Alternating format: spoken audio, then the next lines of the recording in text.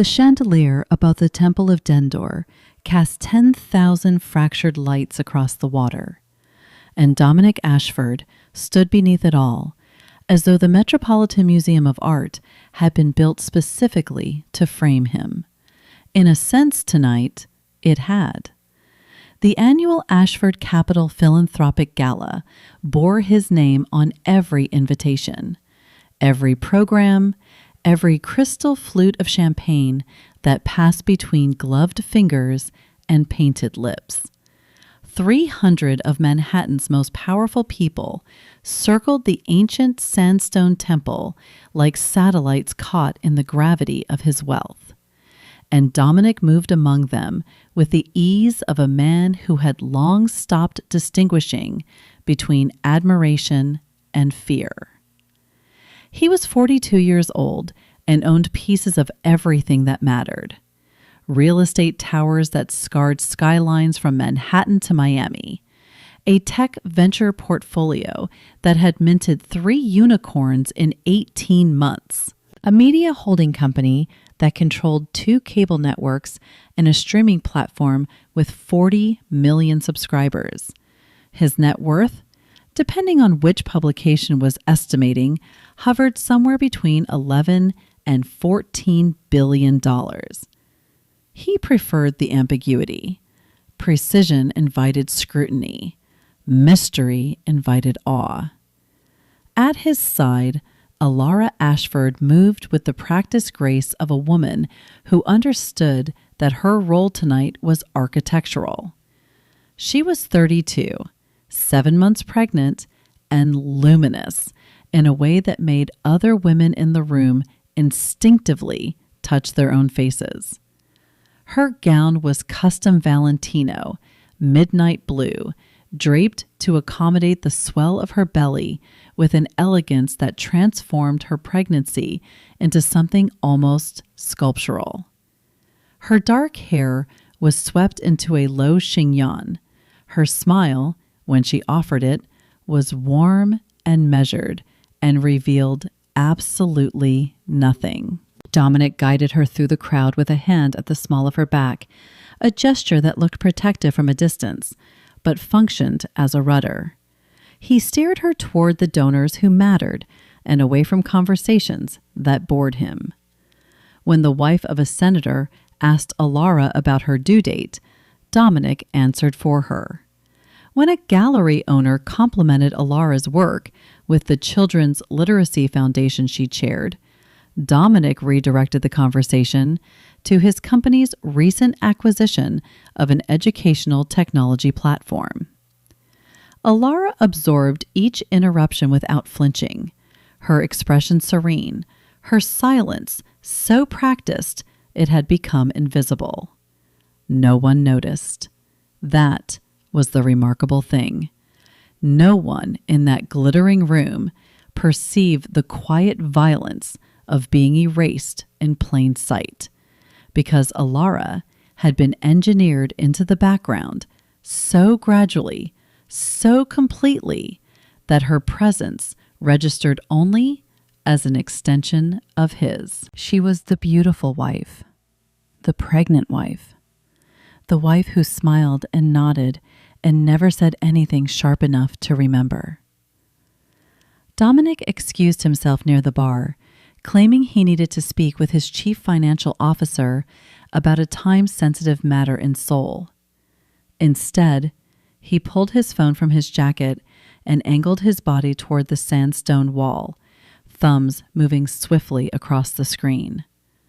The message was to Vivian LaCroix, and it read simply, "Thinking about you in that black dress, tonight, midnight."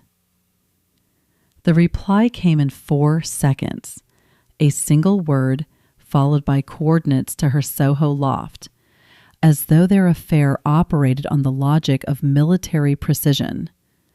In many ways, it did. Vivian was 29, a rising art dealer whose gallery in Chelsea had become the destination for collectors willing to spend 7 figures on emerging talent. She was razor sharp, dangerously beautiful, and utterly intoxicated by the proximity to power that Dominic provided.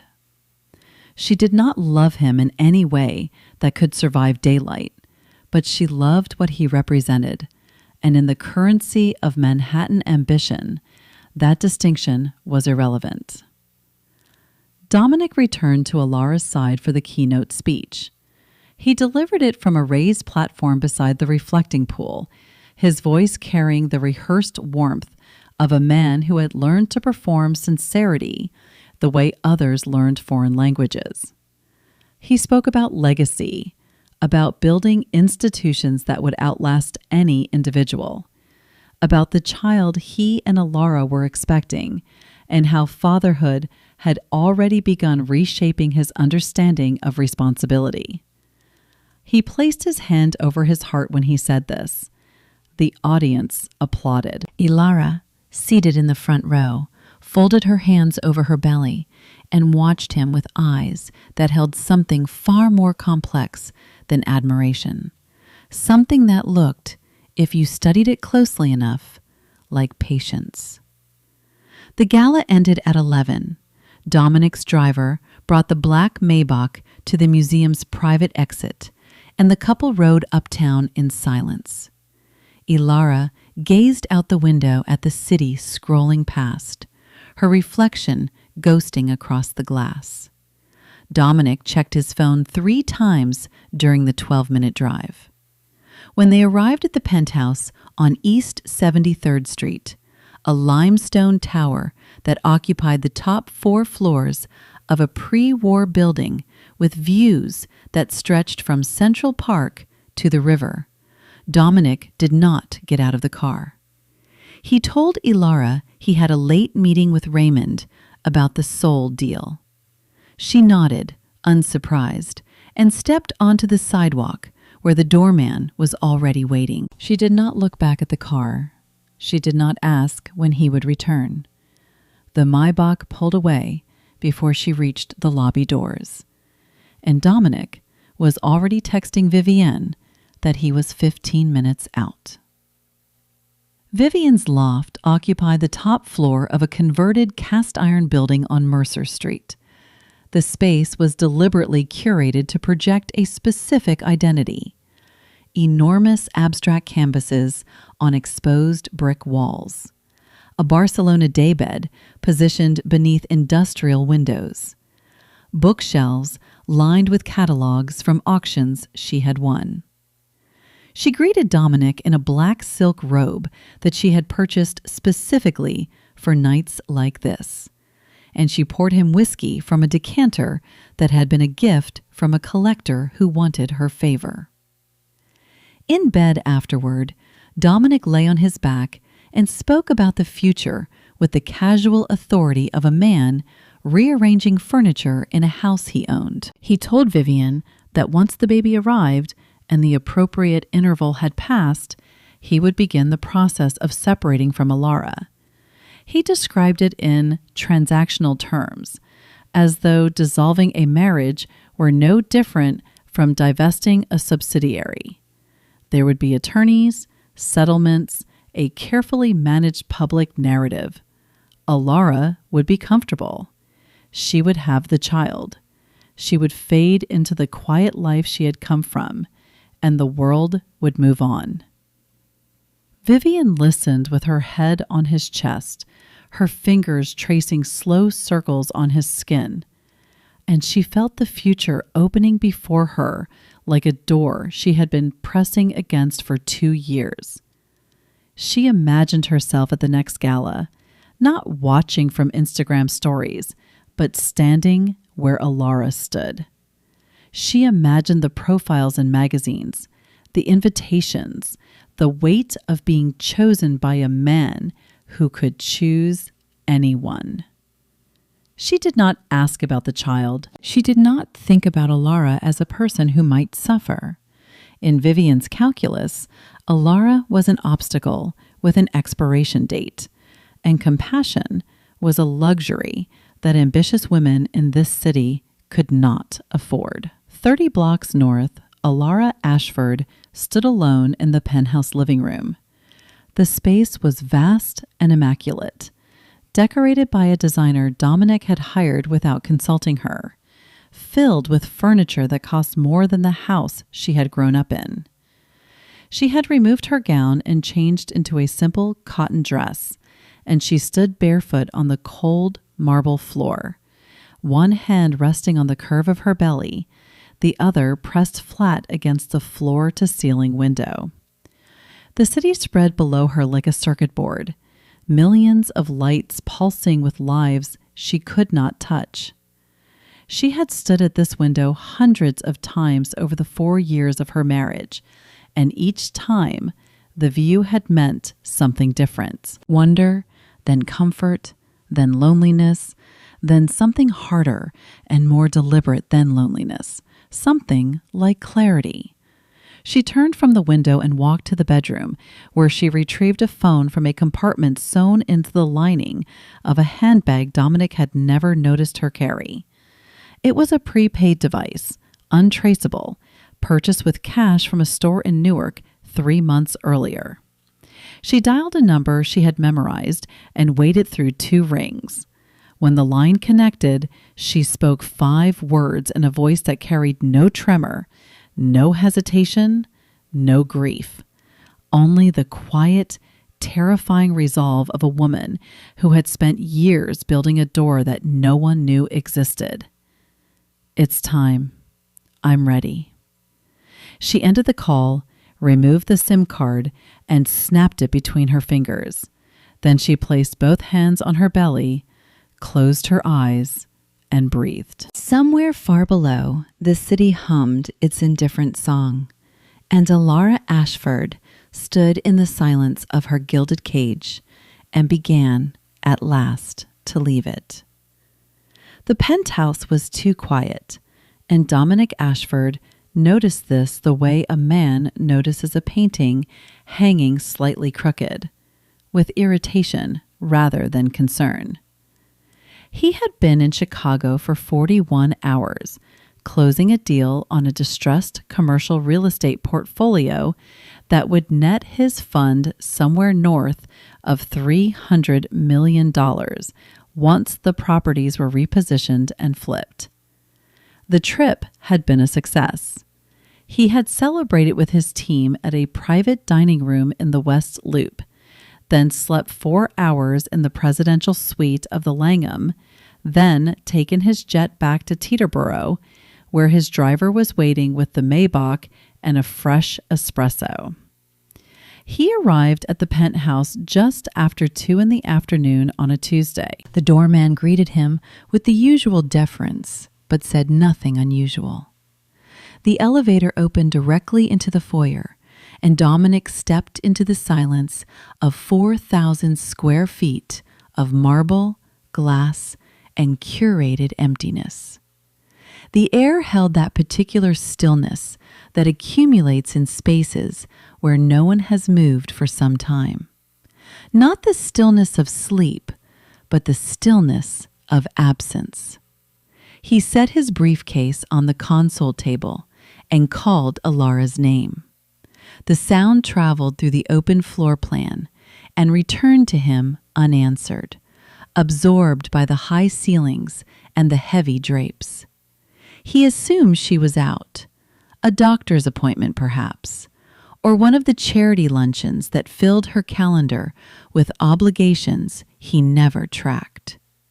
He loosened his tie and walked to the kitchen, where he found her phone.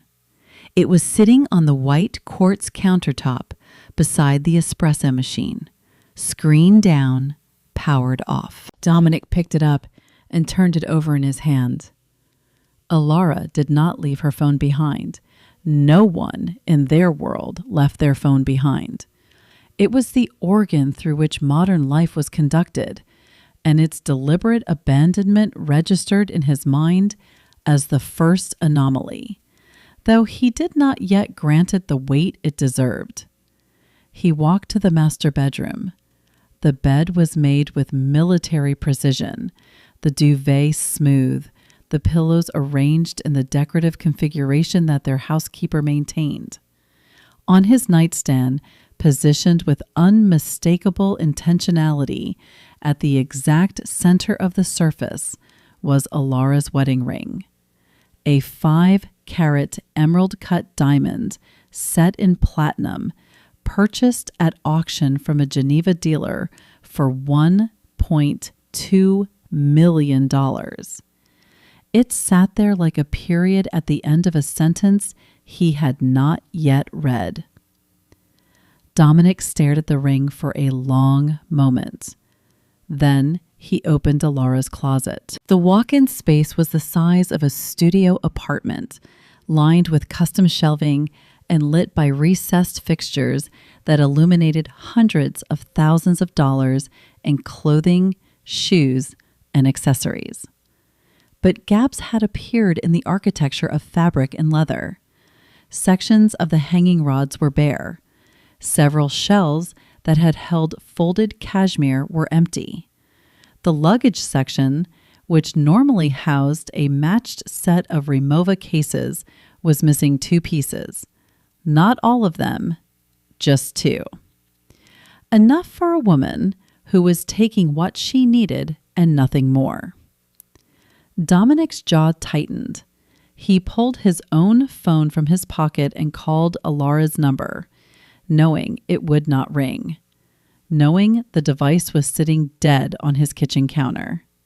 He called it anyway, because the act of calling was itself a form of control, a way of asserting that the normal architecture of his life still functioned. The call went directly to voicemail. Her voice, recorded and pleasant, asked him to leave a message. He did not. He called her personal assistant next, a meticulous young woman named Priya, who managed Alara's calendar, correspondence, and charitable commitments. Priya answered on the second ring, and Dominic could hear the confusion in her voice as she explained that she had not heard from Alara since Friday afternoon, when Alara had sent a brief email canceling her appointments for the following week, citing personal reasons. Priya had assumed it was pregnancy-related. She had not questioned it. She had not been given reason to. Dominic ended the call without thanking her and stood in the center of his bedroom processing. His mind, trained by decades of high-stakes negotiation to evaluate situations with ruthless efficiency, cycled through explanations. Alara was upset about something. She had gone to visit a friend, perhaps that college roommate in Boston she occasionally mentioned, or she had checked into a spa somewhere to make a point, to punish him for some perceived neglect. Women did this, he told himself. They manufactured crises from silence. They turned absence into a weapon because they lacked access to more sophisticated ones. He was not worried. He was annoyed. He called Alara's mother in Connecticut. Margaret Voss answered with the guarded tone she always used with Dominic, a voice that managed to be polite and accusatory simultaneously. She said she had not spoken with Alara in over a week. She said this without alarm, which struck Dominic as either genuine ignorance or practiced deception. When he pressed, asking if Alara had mentioned any plans to travel, Margaret's response was clipped. She reminded Dominic that he had systematically discouraged Alara from maintaining close contact with her family over the course of their marriage, and that he should not now expect that family to serve as his intelligence network. She hung up before he could respond. Dominic poured himself a scotch and called Raymond Cho. Raymond was not technically an attorney, though he held the law degree from Columbia. He was more accurately described as a fixer, a crisis architect, a man who existed in the liminal space between legal counsel and operational ruthlessness. He had managed 3 potential scandals for Dominic over the past decade, each one buried so completely that not even the most determined journalist had unearthed a trace. Raymond answered immediately, listened without interrupting, and told Dominic he would have preliminary information within 4 hours. 4 hours passed, then 6, then 8. Raymond called back at 10 that evening, and for the first time in their long professional relationship, Dominic detected something unfamiliar in his fixer's voice.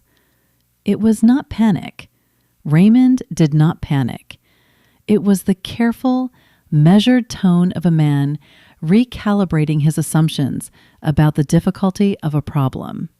Alara had not used any credit card linked to their joint accounts or to the supplementary cards Dominic had issued in her name. She had not booked a flight under her legal name or any known alias through any commercial airline. Her passport, the one Dominic knew about, was still in the safe in his study. No rideshare account associated with her had logged a trip. No hotel reservation under her name appeared in any database Raymond could access. Her social media accounts, which she maintained with the restrained elegance expected of a billionaire's wife, had gone silent. No posts, no stories, no activity of any kind. She had not simply left. She had evaporated. The digital footprint that every human being in the modern world trailed behind them like a shadow had been severed with surgical precision, as though Alara Ashford had spent months, perhaps years, learning exactly which threads connected her to the visible world and had cut each one with the patience of a woman diffusing a bomb. Dominic sat in his study with the scotch going warm in his hand and felt something shift beneath the foundation of his certainty. It was not yet fear. It was the precursor to fear. The moment when the mind recognizes that its model of reality contains a flaw it cannot immediately identify. He had always understood Alara as a simple equation: beautiful, compliant, grateful for the life he had provided, perhaps mildly unhappy in the way that wealthy wives were permitted to be mildly unhappy. He had never considered her capable of complexity on this scale. The realization that he had fundamentally misread the woman he had lived with for 4 years produced not humility, but a deeper, more unsettling irritation. The anger of a man who discovers he has been outwitted by someone he never bothered to respect. He went to Vivienne.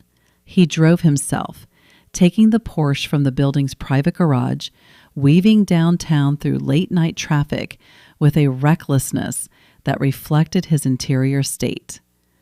Vivienne opened her door in silk pajamas, her face bright with an excitement she was failing to suppress. She had already heard.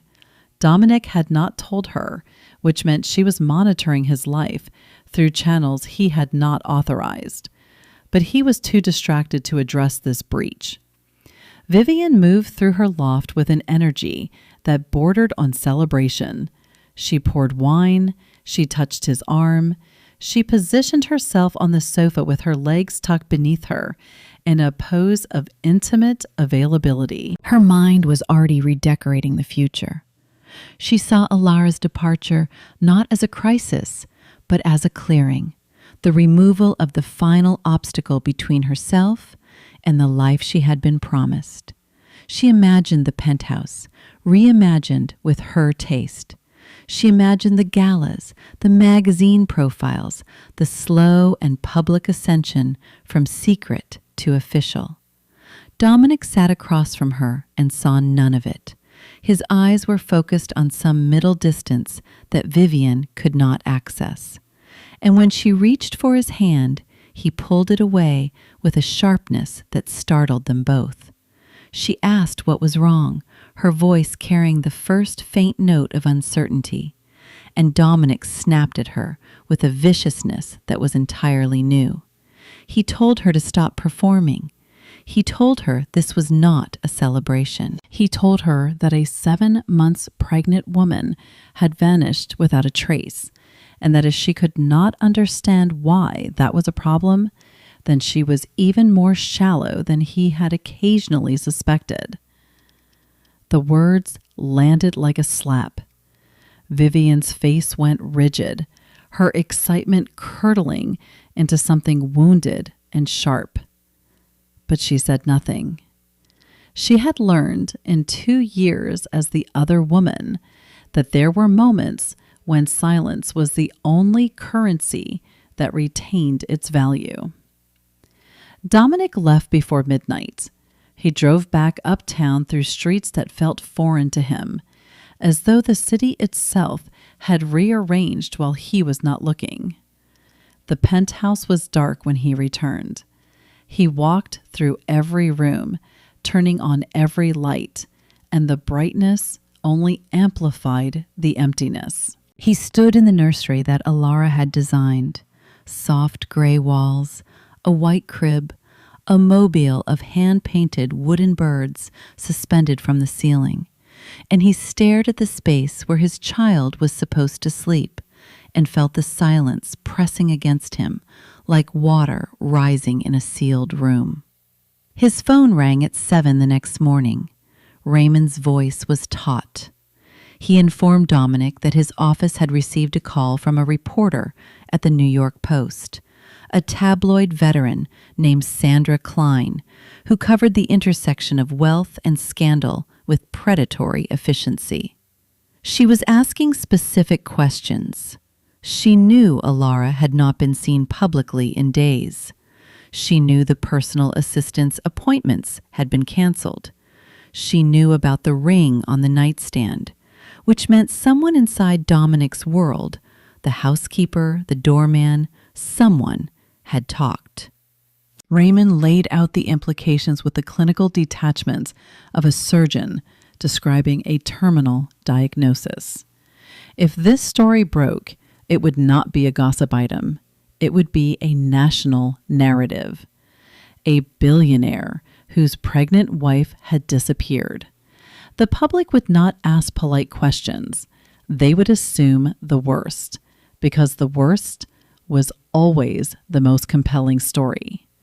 And in the court of public opinion, men like Dominic were convicted long before evidence was examined. Every business relationship, every pending deal, every regulatory interaction would be contaminated by the stain of suspicion. Dominic stood at the window where Alara had stood 2 nights earlier, looking out at the same city, the same indifferent lights, and for the first time felt the architecture of his life trembling beneath him. Not collapsing, not yet, but trembling the way a building trembles in the moment before the engineers determine whether the foundation will hold. Somewhere out there, beyond the reach of his money and his fixers and his fury, Alara Ashford was carrying his child into a silence he could not penetrate. And the world was about to start asking why. The headline detonated at 6:17 in the morning, and by 6:19, it had metastasized across every platform that mattered. Sandra Klein's story in the New York Post was not subtle. It was not designed to be. The words occupied the entire digital front page in bold serif type that seemed to vibrate with accusation. Billionaire's pregnant wife missing. Where is Alara Ashford? Beneath the headline sat a photograph from the Met Gala. Alara luminous in midnight blue with her hand on her belly and Dominic beside her. His eyes directed not at his wife, but at his phone. The image had been cropped and color corrected to maximize the contrast between her vulnerability and his indifference, and it accomplished its work with devastating efficiency. Within the first hour, the story had been picked up by CNN, MSNBC, the BBC, and every major digital outlet that trafficked in the collision of wealth and scandal. By noon, the hashtag Find Alara Ashford was trending globally. By evening, it had generated over 40 million impressions and spawned a constellation of secondary narratives, each one more speculative and damning than the last. Amateur investigators on social media platforms dissected every public photograph of the Ashfords' marriage, annotating body language, cataloging the distance between them at events, circling moments where Alara's smile appeared forced, or where Dominic's hand on her back seemed less protective than possessive. Conspiracy theories bloomed with the speed and irrationality of wildfire. Some claimed Dominic had arranged her disappearance. Others suggested she was being held against her will in one of his properties. A particularly viral thread proposed that Alara had never been pregnant at all, that the entire pregnancy was a fabrication designed to manipulate public sympathy for some undisclosed financial scheme. The truth, as always, was irrelevant to the velocity of the narrative. Dominic's public relations team occupied an emergency war room on the 38th floor of the Ashford Capitol headquarters in Midtown. The team was led by Catherine Marsh, a veteran crisis communications specialist who had managed reputational disasters for 2 former governors and a pharmaceutical company whose product had killed 11 people. Catherine was unflappable, methodical, and extraordinarily expensive. She had drafted 4 separate public statements over the course of the morning, each one calibrated to strike a different emotional register, and Dominic had rejected all of them. The first statement expressed concern and asked for privacy. Dominic found it weak. The second emphasized his cooperation with authorities and his devotion to Alara's safety. He found it performative. The third attempted to get ahead of speculation by acknowledging that Alara had left voluntarily and that the family was working to resolve a private matter. Raymond vetoed this one, arguing that confirming voluntary departure would invite questions about what she was departing from. The fourth statement said almost nothing at all, a masterpiece of corporate emptiness that used phrases like deeply personal time and respect for all parties involved. Dominic approved it because he was exhausted and because none of the words mattered anyway. The public had already written its own story, and his statement would function only as kindling. The business consequences arrived with a speed that stunned him. Dominic had spent 2 decades constructing an empire that he believed was insulated from personal turbulence, a machine so vast and diversified that no single human variable could compromise its function. He was wrong. The first call came from Seoul, where the Hanul Technology Group had been in advanced negotiations with Ashford Capital for a merger valued at $4.7 billion. The deal had been 18 months in the making, involving teams of lawyers and bankers on 3 continents, and it had reached the stage where signatures were a matter of scheduling rather than substance. But the CEO of Hanul, a reserved man named Park Jun-ho, had a wife who maintained a significant public profile as an advocate for women's rights across East Asia. She had seen the headlines. She had read the social media commentary. And she had told her husband, in terms that left no room for interpretation, that she would not stand beside him at any announcement ceremony that involved Dominic Ashford's name. Park called Raymond directly, bypassing Dominic entirely, and explained with exquisite politeness that the merger would need to be paused pending clarification of the situation. The word paused was diplomatic. Raymond understood it to mean something closer to suspended indefinitely. When he relayed this to Dominic, he watched the color drain from his client's face in a way he had never witnessed in 15 years of managing the man's crises.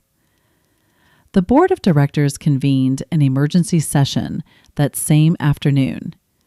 Ashford Capital Group was privately held, but its publicly traded subsidiary, Ashford Digital Ventures, had seen its stock price decline 9% in 2 days of trading, with analysts citing reputational risk associated with the CEO's personal circumstances. 2 institutional investors had called the board chairman to express concern. The board, composed of 7 men and 2 women, who had been selected primarily for their willingness to defer to Dominic's judgment, now found themselves in the unfamiliar position of asserting independence. They suggested, through the chairman, that Dominic consider stepping back from all public-facing responsibilities until the situation was resolved. They framed it as a protective measure, a temporary adjustment designed to shield the company. Dominic heard it for what it was, a vote of no confidence wrapped in velvet language. He sat in his corner office after the call ended and stared at the skyline he had spent his adult life conquering. The realization that was forming in his mind had the quality of something obvious that had been hiding in plain sight, the way a crack in a foundation is invisible until the wall above it begins to bow. He had always categorized Alara as ornamental. She was the beautiful wife who attended the events and smiled for the photographs and lent the warmth of human connection to a man whose natural temperature ran cold. He had never examined what she actually did because he had never considered it consequential. Now, in her absence, the architecture she had quietly maintained began to reveal itself. The charity board she chaired were not vanity projects. They were connective tissue linking Dominic's empire to networks of political influence that money alone could not access. Her work with the Children's Literacy Foundation had put her in regular contact with the wife of a sitting Supreme Court justice. Her involvement with a maternal health initiative had connected her to 3 senators and a deputy secretary of state. These relationships, cultivated with patience and genuine care over years, had provided Dominic with a social legitimacy that his wealth could purchase proximity to, but never authenticity within. Alara's family name, Voss, carried the residual weight of old New England respectability, the kind of pedigree that opened doors in rooms where new money was tolerated but never fully trusted. Dominic had married into that legitimacy without understanding its value, the way a man might purchase a painting for its frame without ever studying the canvas. Vivian called him that evening. He let it ring 5 times before answering, and when he did, his voice carried the flat, mechanical quality of a man operating on diminished reserves. She offered comfort. She told him the media cycle would pass, that public attention was a fever that always broke, that he was stronger than this. Her words were carefully chosen and entirely useless. Dominic listened without responding, and in the silence between her sentences, Vivian began to hear something she had never detected before. He was afraid.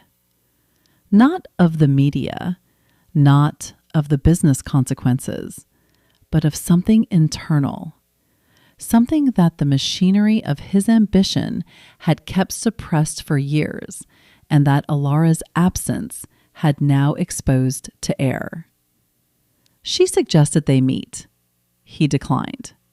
She suggested she come to the penthouse. He told her that was impossible. his voice carrying an edge that made the words sound less like a logistical assessment and more like a verdict on her place in his world. Vivian hung up and stood in her loft, surrounded by art worth millions, and felt, for the first time, the particular loneliness of a woman who had invested everything in a man who was revealing himself to be bankrupt in every currency that mattered. That night, alone in the penthouse, Dominic found himself in the study where Alara had kept a small bookshelf of personal volumes, separate from the decorator's carefully curated collection. He pulled a photo album from the bottom shelf, one she had assembled during their first year of marriage, before the distance had calcified into routine. The photographs showed a version of himself he barely recognized. There was one taken on a beach in Anguilla during their honeymoon, Dominic laughing with his head thrown back while Alara buried his feet in sand. His face in that image was open, unguarded, lit by something that resembled genuine joy. He remembered that trip. He remembered the way Alara had talked about wanting to teach their future children to build sandcastles, and how he had described elaborate architectural plans for the castles with mock seriousness until she was laughing so hard she could not breathe. He remembered wanting to make her laugh. He remembered that impulse being natural rather than strategic, arising from some part of himself that had not yet been fully colonized by ambition. He closed the album and pressed his palms against his eyes. The man in those photographs had not been destroyed by any single catastrophic event. He had been eroded, gradually and voluntarily, by the accumulation of choices that prioritized expansion over presence, acquisition over attention, power over the simple act of being in a room with another person and allowing that to be enough. His phone buzzed. Raymond. The message was brief and clinical, but its contents detonated in Dominic's chest like a charge placed against a load-bearing wall. Raymond's forensic accountants had discovered that Alara maintained a personal brokerage account at a boutique firm in Connecticut, opened under her maiden name and funded through a series of small, methodical transfers from an inheritance account that predated their marriage. The account's current balance was zero. It had been liquidated 8 days before her disappearance, the full amount wired to an offshore entity that Raymond's team was still working to trace. The total value of the liquidation was $4.2 million. Dominic read the message twice. $4.2 million. His wife had accumulated and hidden a sum that, while modest by his standards, represented absolute freedom for a woman who knew how to disappear. She had not fled in panic. She had not left in a moment of emotional rupture. She had planned this with the precision of a military operation, assembling resources, severing digital connections, constructing an exit route that his money and his fixers and his surveillance could not penetrate. He set the phone down on the desk beside the photo album and sat in the silence of the study, surrounded by the artifacts of a life that was disassembling itself with terrifying speed. The woman he had dismissed as decorative had outmaneuvered him completely, and somewhere beyond his reach, she was carrying his child into a future he could neither control nor comprehend. The orchids on Vivian Lacroix's dining table were dying, and she could not bring herself to throw them away. Dominic had sent them 11 days ago, the last gesture of normalcy before the world cracked open and swallowed the life she had been constructing with such meticulous care. They had arrived in a matte black box from that absurdly expensive florist on Madison Avenue. 24 white Phalaenopsis stems arranged with architectural precision, accompanied by a card that read nothing more than his initial, D. Not even her name, just the letter, as though his identity alone was sufficient context for any gift, any gesture, any claim upon her attention. She had placed them on the table where she could see them from every angle of the loft, and for 3 days they had been magnificent. Now the petals were browning at the edges, curling inward like fingers closing into fists, and the water in the crystal vase had turned cloudy with decay. She should replace them. She should throw them out and buy fresh ones herself, because waiting for Dominic to send another arrangement was an exercise in delusion that she could no longer afford. He had canceled their last 4 planned meetings. The first cancellation came with an apologetic text, brief but warm enough to sustain her. The second arrived as a single word, can't, sent at the hour they were supposed to meet, with no follow-up and no rescheduling. The third was not a cancellation at all, but an absence, a silence where a message should have been. Vivian sitting on her sofa in the black dress she had chosen specifically for its effect on him, watching the minutes accumulate past their agreed time until the dress felt less like armor and more like a costume for a role that had been cut from the production. The 4th time she had called him. He answered on the 6th ring, and the sound of his voice made her stomach drop because it belonged to a man she did not recognize. The confident, commanding baritone that had narrated their affair with such seductive authority was gone, replaced by something ragged and distracted. The voice of a person speaking from inside a room that was slowly filling with smoke. He told her he could not see her tonight. He told her things were complicated. Then, without transition or warning, he began talking about Alara. Vivienne had listened with the phone pressed hard against her ear, her free hand gripping the arm of the sofa, as Dominic described a photograph he had found in Alara's desk drawer.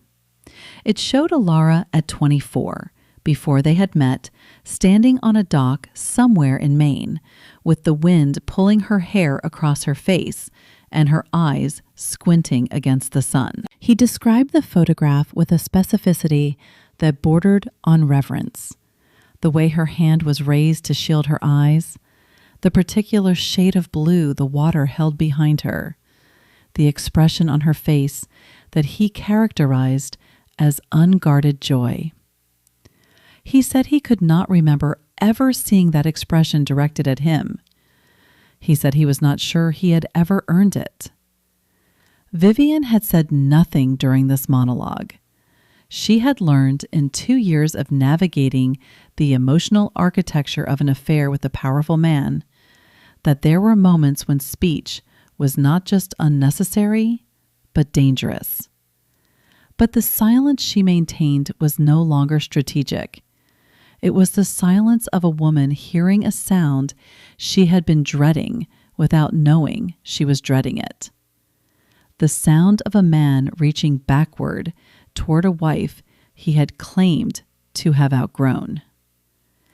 Over the following days, the pattern solidified into something Vivian could no longer rationalize away. When Dominic did agree to see her, arriving at the loft unannounced and late, smelling of scotch and sleeplessness, he occupied her space without inhabiting it. He sat on the Barcelona daybed and scrolled through his phone, pulling up old photographs of Alara at charity events, at dinner parties, at the penthouse, and unguarded domestic moments that Vivian had never been permitted to witness.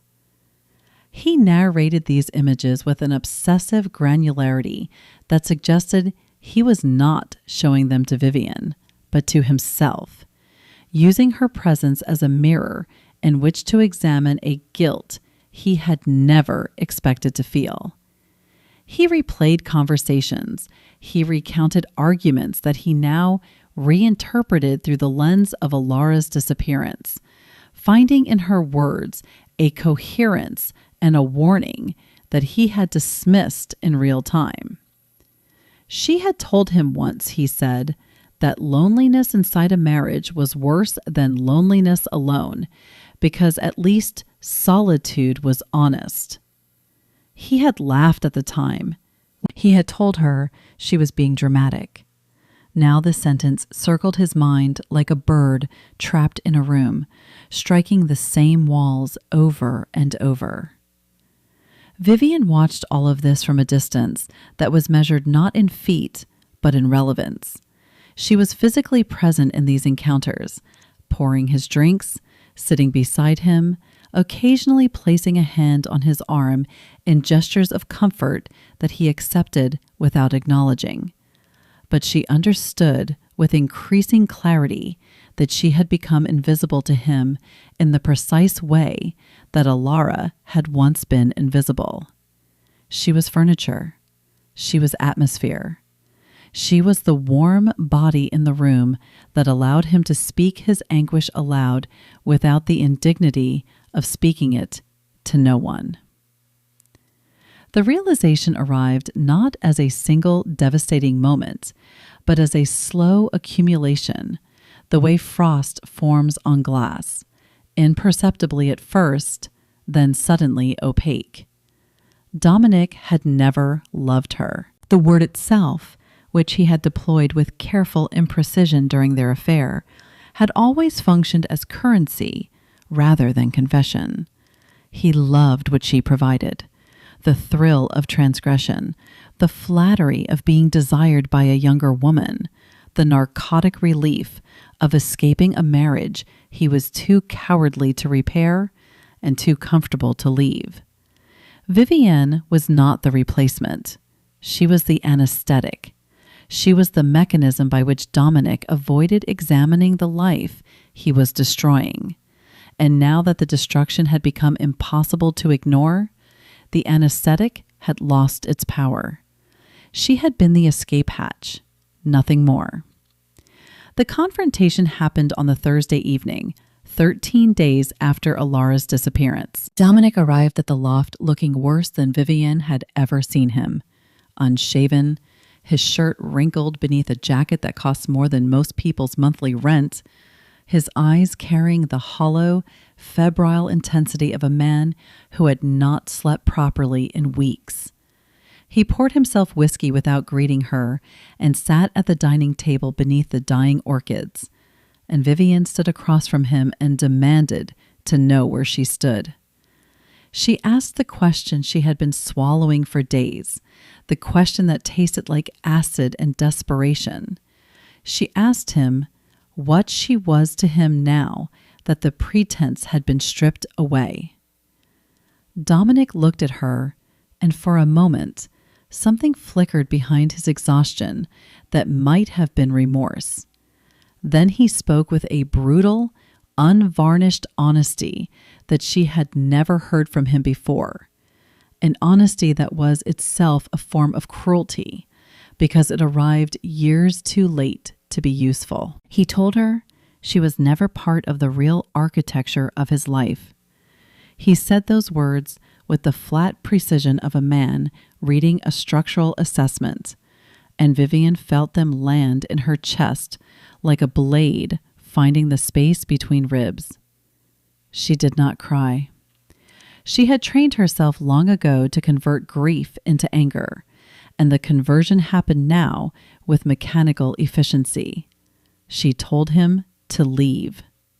He did, without argument, without apology, without looking back. And his easy departure was perhaps the most devastating confirmation of everything she had just been told. A man who valued her would have fought to stay. A man who loved her would have struggled with the leaving. Dominic walked out of her loft the way he walked out of conference rooms where the deal had already been decided, with the efficient stride of someone moving toward the next thing that mattered. Alone in the silence he left behind, Vivian did something she had not anticipated. She began to think about Alara, not as an obstacle, not as the inconvenient wife whose existence had been the only barrier between Vivian and the life she coveted, but as a person, a woman who had lived inside Dominic's indifference for 4 years and had somehow emerged from it not broken, but strategic. A woman who had been underestimated so completely that her disappearance had brought a billionaire to his knees. Curiosity replaced fury with surprising speed. Vivian was, beneath the glamour and the ambition, a fundamentally intelligent woman, and intelligence demanded understanding. She began making calls. She contacted Priya, Alara's former assistant, under the pretense of returning a piece of art that Alara had expressed interest in before her disappearance. Priya, who was young and overwhelmed and had been fielding calls from journalists for days, was grateful for a conversation that did not involve accusations or conspiracy theories. She talked freely, perhaps more freely than she should have. What Vivian learned dismantled the last remnants of the narrative she had constructed about Alara Ashford. Priya revealed that Alara had been consulting with a divorce attorney for over a year. Not a standard family lawyer, but one of the most formidable practitioners in the country, a woman named Judith Kessler, whose client list read like a registry of the powerful and the wronged. The consultations had been conducted with extraordinary discretion, scheduled during hours when Dominic was traveling, held at locations that would never appear in Alara's official calendar. More than that, Alara had spent months compiling documentation, financial records that revealed irregularities in how Dominic structured certain fund transactions, communications that established the timeline and extent of his affair with Vivian, dates, locations, messages that Alara had somehow accessed and preserved. A detailed personal journal documenting patterns of emotional abuse, controlling behavior, and systematic isolation from her family and friends. Every entry was dated. Every claim was supported by evidence. The dossier, as Priya described it, was not the desperate collection of a wounded spouse. It was the methodical construction of a legal weapon by a woman who understood exactly what she was facing and had decided to face it on her own terms. Alara had not fled in desperation. She had executed a strategic withdrawal, planned over months with the patience and precision of someone who understood that the only way to escape a man who controlled everything was to become invisible before he realized you were leaving. She had not been the passive, decorative wife that both Dominic and Vivienne had believed her to be. She had been watching, learning, building an exit that neither of them had seen because neither of them had bothered to look. Vivienne sat alone in her loft as the last light faded from the industrial windows. The dying orchids cast skeletal shadows across the dining table. The city hummed beyond the glass, indifferent to the quiet collapse happening in this room, and Vivienne Lacroix, who had spent 2 years believing she was a player in this story, understood at last that she had been a pawn in a game between two people whose complexity she had never grasped, moved across a board she had never fully seen, sacrificed in an endgame that had nothing to do with her at all. 3 weeks without Alara, and Dominic Ashford had become a man haunted by the geometry of empty rooms. He moved through the penthouse like a specter, traversing the halls of a house it no longer recognized, touching surfaces she had touched, standing in doorways she had passed through, occupying space that her absence had rendered meaningless. The nursery door remained closed. He had not opened it since the night he stood before the crib and felt the silence pressing against him like deep water. He could not open it now. The painted wooden birds on the mobile hung motionless in the dark behind that door, and their stillness had become unbearable to him in ways he lacked the vocabulary to articulate. His empire, that vast and intricate machine he had spent 2 decades constructing with the obsessive precision of a man who believed wealth was the only reliable architecture, was fracturing along fault lines he had never known existed. The stock price of Ashford Digital Ventures had dropped 14% since the story broke, erasing nearly $2 billion in market capitalization in a span of days that felt both endless and instantaneous. 2 board members resigned in the same week, issuing carefully worded statements that cited leadership concerns and divergent strategic visions, language so diplomatically hollow that its meaning was unmistakable. They were fleeing a sinking vessel while maintaining the fiction that they had simply chosen a different boat.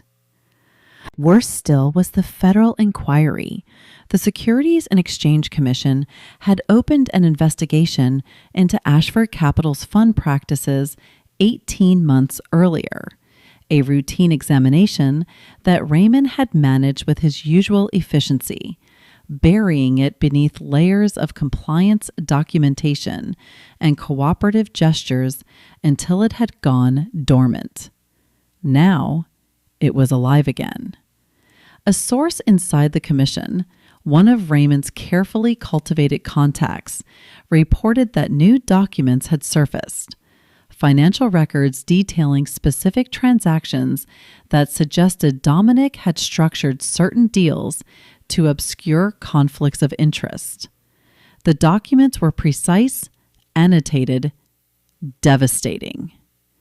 Raymond could not confirm their origin, but the timing was impossible to ignore. Ilara had compiled her dossier with the thoroughness of a prosecutor building a case, and it appeared she had distributed its contents with the same strategic precision that had characterized every other aspect of her disappearance. Dominic hired a private investigator, a former FBI agent named Marcus Hale, whose reputation for locating people who did not wish to be found was exceeded only by his fee. Hale worked for 9 days, deploying resources that included surveillance databases, facial recognition networks, and a web of contacts in law enforcement and intelligence that spanned the northeastern seaboard. He traced Ilara to a brief stop in Vermont, a gas station outside Brattleboro, where a security camera captured a woman matching her description entering a convenience store, purchasing water and crackers with cash, then departing in a vehicle registered to a name that led nowhere.